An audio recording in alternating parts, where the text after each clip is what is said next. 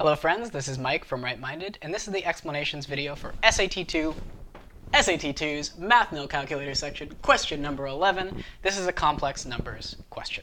So let's read it. Which of the following complex numbers is equivalent to this one? 3 minus 5i over 8 plus 2i. All right. So here are some answer choices. A, B, C, and D. These are a bunch of complex numbers, one of which is going to be equivalent to this one. Now, if you've seen the complex numbers theory video, you'll know that there are only 3 types of complex numbers questions that they ask. This is the third and hardest type. It's the type that tests, do you know how to multiply by the conjugate? This is not like a crazy, tricky question or anything. This isn't like a testing your problem-solving skills. This is like, hey, do you remember this trick? If so, then do the trick. And if not, like, don't waste too much time on this question, hopefully trying to figure it out, because it's literally just like, memorize the trick. Which is to say, plan A is plan the only plan, and that plan is to multiply by the conjugate. This is covered in some detail in the complex numbers theory video, but I'm going to cover it in some detail in this explanation too, because it's hard. It's hard to do. The basic idea here is that we've got this complex number. It's like a fraction with a complex number on top and a complex number on the bottom.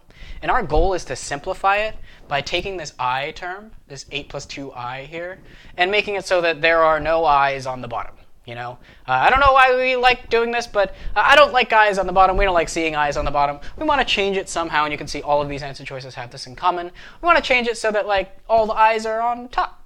So that's what we're doing here. You see here there's an 8 and a 2 on the bottom, 8 and a 2 on the bottom, no i's. Here 34 is on the bottom, 34 is on the bottom, no i's. We're trying to get rid of this I somehow. One of the core tricks that we're going to do, and there's sort of 2 major core tricks, but the first core trick we're going to take advantage of is the fact that I is the square root of negative 1. Another way of putting that is that I squared is negative 1. Because I is the square root of negative 1, if we find I squared anywhere, we can sort of poof those i's out of existence, those 2 i's out of existence, and turn those 2 i's into a negative 1. That's going to be the big thing. We're going to take this I, figure out some way to turn it into an I squared, and then poof that out of existence, turn it into negative 1, and that's how we're going to get rid of it. Now, the way we're going to do that is by multiplying by the conjugate, and this is what's happening right here. I'm going to explain sort of what the conjugate is. Here, we're taking this, and this is the first step, the sort of hard step, the step where we're applying the trick. We're taking this is the thing we're starting with, right? 3 minus 5i over 8 plus 2i. And we're going to multiply it, well, we're basically going to multiply it by 1, which is to say we're multiplying it by something divided by something, right? Something divided by itself, that's just going to be 1. 8 minus 2i over 8 minus 2i, that's just 1. Anything divided by itself is 1. Which is to say, you know, we're multiplying it by something that doesn't change it at all, so whatever we end up with is going to be equivalent. And we've chosen 8 minus 2i over 8 minus 2i because it's the conjugate of 8 plus 2i, which is just a fancy word for like, we wrote the same thing, but instead of the plus sign, we wrote a minus sign. And if there were a minus sign, we would have written a plus sign. This is the conjugate. These are conjugates of each other. You write the same thing, change the minuses into pluses. That's the conjugate.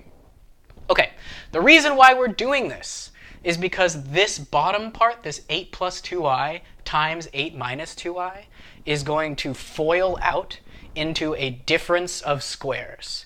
Now, difference of squares is a common concept on the SAT. They take advantage of the structure of difference of squares a lot. It's the structure of like something squared minus something squared factors out to, if it's a squared minus b squared, it factors out to a plus b, a minus b. That's what we're taking advantage of here. The thing that's special about difference of squares is there's no middle terms. There's just the first term and the last term because the middle terms cancel out.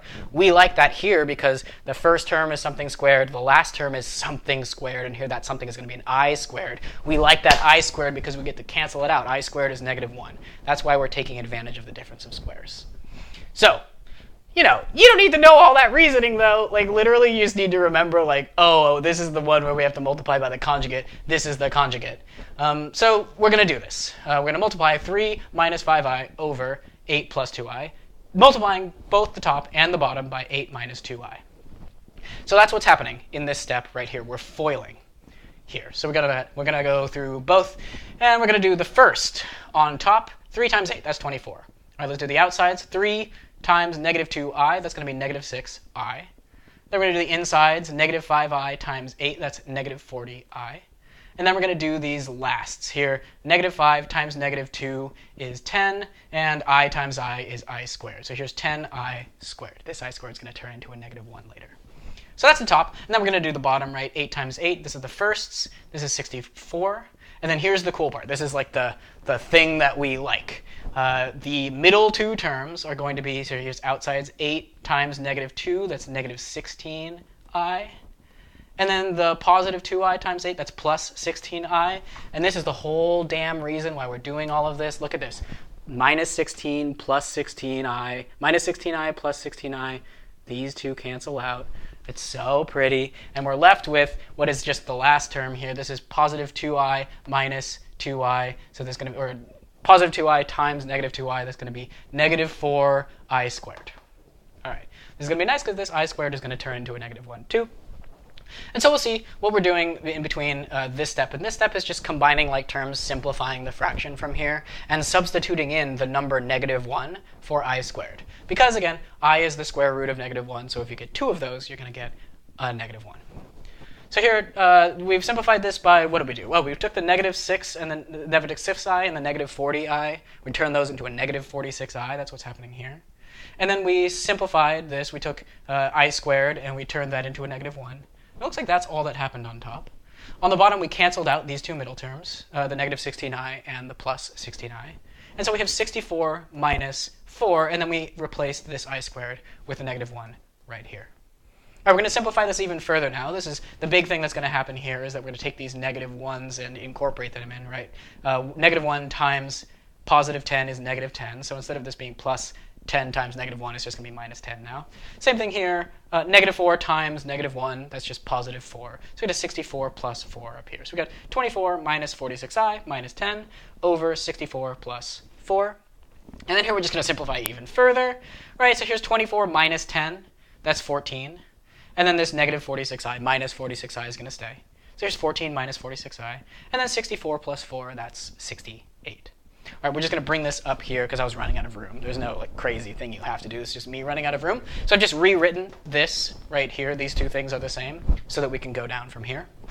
So we got 14 minus 46i over 68. And this is the point where you might start checking your answer choices to see if things are familiar. We can tell that we need to go further in simplifying this because none of our stuff has 68 in the denominator. All of our numbers are too big. This is 34. This says 8 and 2. We're going to need to reduce this fraction. And that's what happens right here. Here between this, what happens between this step and this step is I'm reducing the fraction by dividing everything by 2.